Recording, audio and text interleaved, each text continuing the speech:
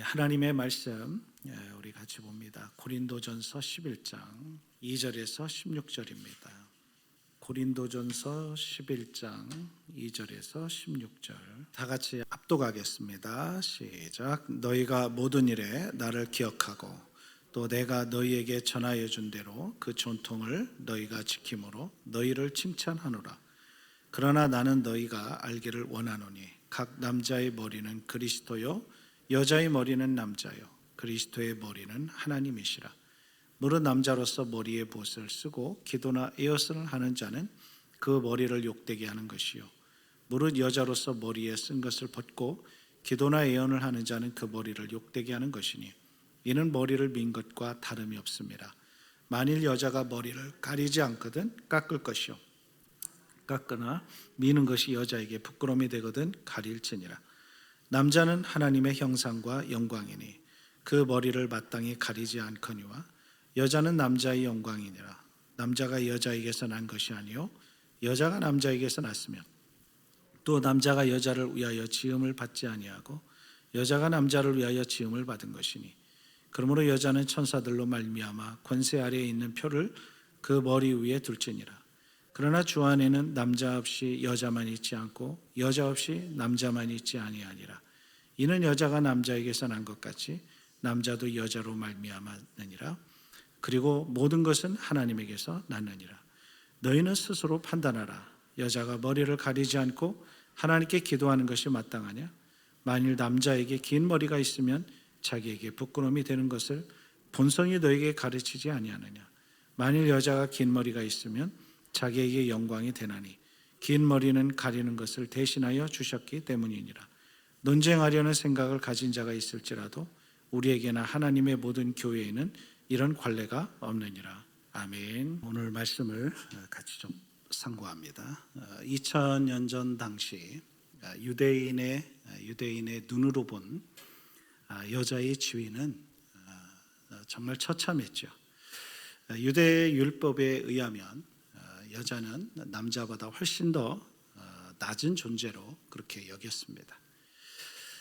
그 랍비의 주석에 의하면 랍비, 우리 기독교로 말하면 목회자라고 할 수 있겠죠. 랍비 주석에는 다음과 같이 이렇게 해석해 놓았어요. 어떤 것들이 있냐면 하나님은 여자를 남자의 머리로 만들지 않으셨다. 왜냐하면 그녀가 교만해져서는 안 되기 때문이다. 또 눈으로 만들지 않은 것은 정욕이 또 강해서는 안 되기 때문이며 귀로 만들지 않은 것은 호기심을 억제하기 위함이며 입으로 만들지 않은 것은 질투하지 않게 하기 위해서 손으로 만들지 않은 것은 욕심쟁이가 되지 않게 하기 위해서이고 발로 만들지 않은 것은 이리저리 다니며 말 참견해서는 안 되기 때문이다. 이게 이제 유대 랍비의 주석에 이렇게 썼다 이 말이죠. 그만큼 그 당시에 유대인 특히 남성들이 볼 때 여자에 대해서 그만큼 많이 하대했고 낮은 존재로 여겼던 겁니다. 불행하게도 유대 율법에서는 이처럼 여자는 단순한 어떤 물건에 불과하고 심지어 남편의 재산의 일부였다고도 소개합니다. 따라서 그 절대적인 처분권이 남편에게 있었어요. 그러나 그런 시대적인 문화와 상황 속에서 사도 바울은 그 당시에 그러니까 이게 단순히 또 유대의 사회에서뿐만 아니라 그 당시에 이방인들 가운데도 그랬던 겁니다. 그래서 사도 바울은 고린도전서 12장 12절을 통해서 복음적인 관점에서 남자와 여자는 그리스도 안에서 결코 차등이 없다라고 그렇게 강조한 겁니다. 고린도전서 12장 12절을 한번 제가 읽어봅니다. 몸은 하나인데 많은 지체가 있고 몸의 지체가 많으나 한 몸인과 같이 그리스도도 그러하니라. 우리가 다 한 몸이라는 거예요. 여기 지체라는 것은 예수 믿는 사람들을 말하는 겁니다. 남자든 여자든 우리나라는 양반이든 뭐 또 종이든 다 그런 거 없이 예수 안에 들어온 모든 지체, 모든 그리스도인들은 예수와 함께 한 몸이라는 거예요. 한 몸.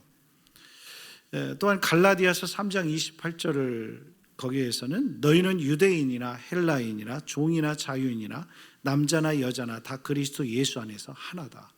유대인, 헬라인. 여러분 이것은 어마어마했던 겁니다. 왜냐하면 유대인들의 입장에서 이방인들은 개로 취급했거든요. 개로 취급해. 같이 상종할 수 없는 사람. 근데 그 개로 취급했는데 그 사람들과 우리가 하나라는 거예요.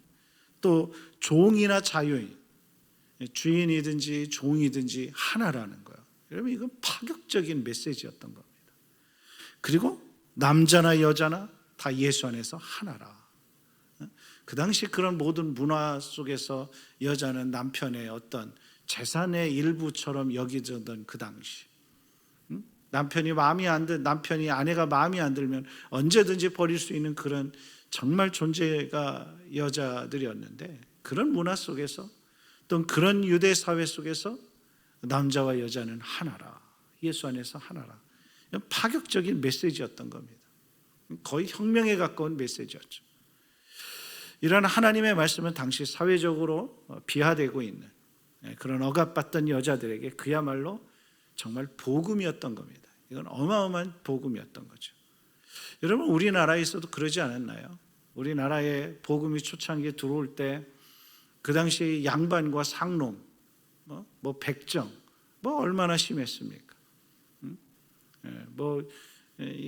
정말 백정이 요즘 말로 말하면 이 축산 쪽에서 그 고기 장사하는 사람들은 그 당시에 사람으로 안 받지 않습니까?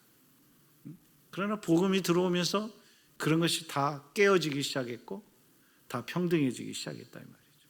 또 여자들도 얼마나 심했습니까?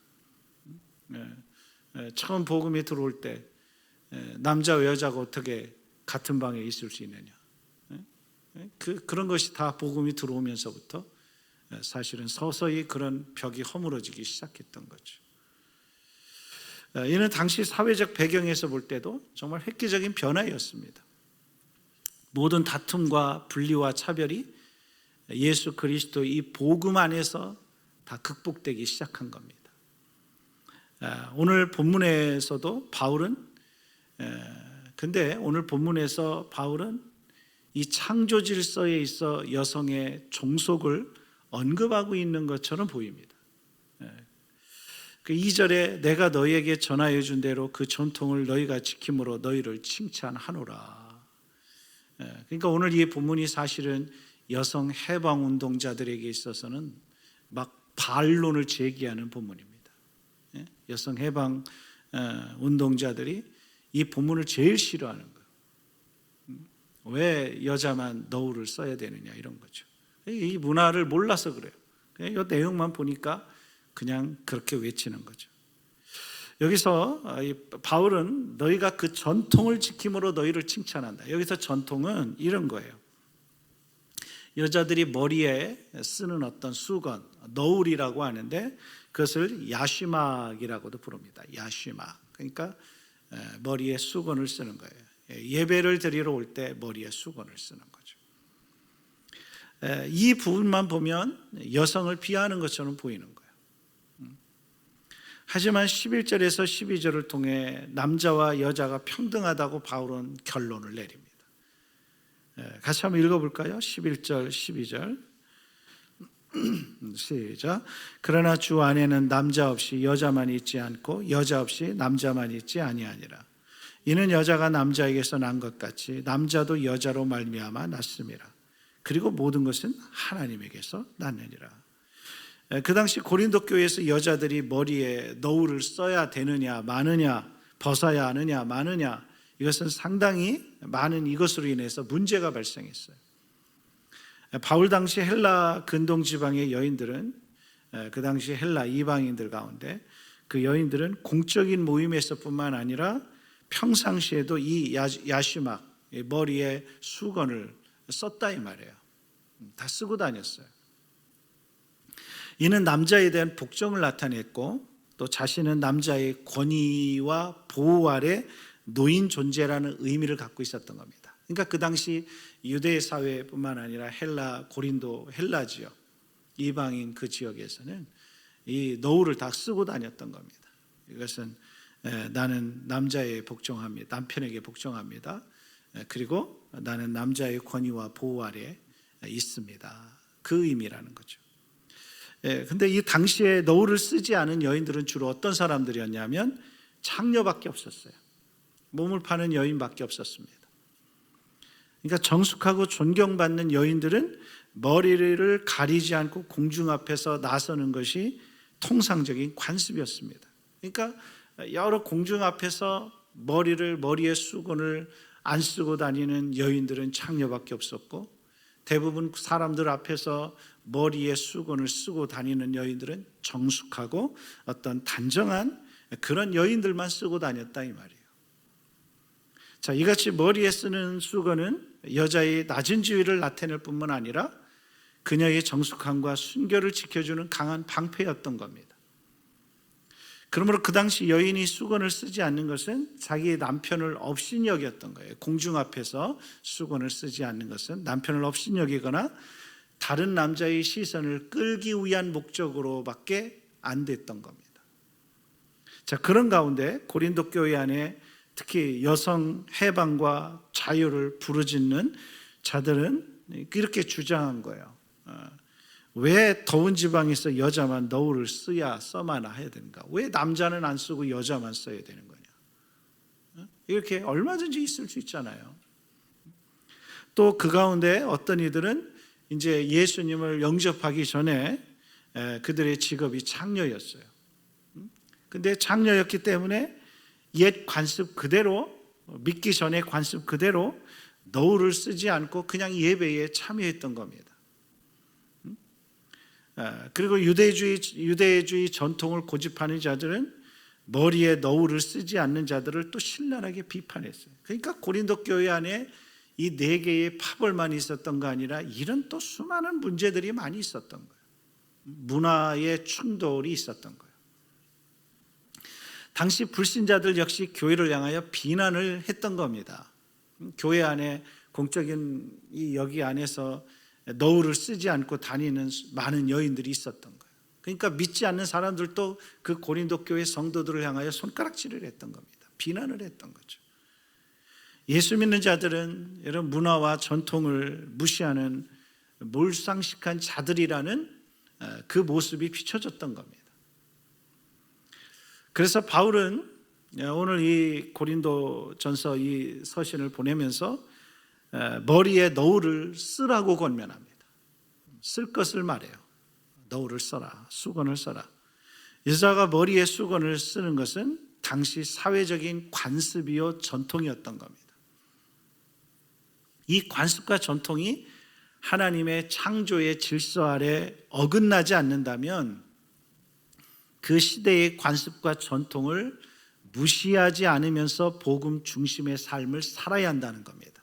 여러분, 이거 참 중요한 거예요. 그러니까 이 이야기를 가지고 머리에 쓰라 해서 오늘날 머리에 쓰는 것은 아닙니다. 그것은 그 당시의 문화와 관습, 전통을 이것이 복음에 벗어나지 않는 것이었다면 그것을 받아들이라는 거예요. 그래서 오늘날도 머리에 쓰라, 이것은 잘못된 겁니다. 그러니까 그 당시에 그 문화를 받아들였던 거예요. 왜냐하면 머리에 이것을 안 쓰고 다니는 여인들은 아까 뭐라고요? 다 창녀밖에 없었다는 겁니다. 그러니까 공적인 예배에서 안 쓰고 있다는 건 난 창녀요, 이렇게밖에 안 되는 거예요. 그러니까 믿지 않는 이방인들도 교회를 향하여 손가락질을 행할 수밖에 없었던 거죠. 여러분, 우리나라에서도요, 초창기에 공주나 금산 이쪽 강경 이런 쪽에 가면 그 당시에 남자와 여자가 같은 방에 같이 앉아 있는 것을 허용하지 않았어요. 그 당시 문화가 1800년도, 1900년도 이 당시에.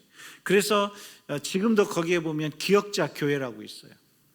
2년 전인가 언제 거기 작년인가요? 재작년에 거기 갔다 올라오다가 기역자 교회를 국내 블레싱하고 올라오면서 잠시 봤죠.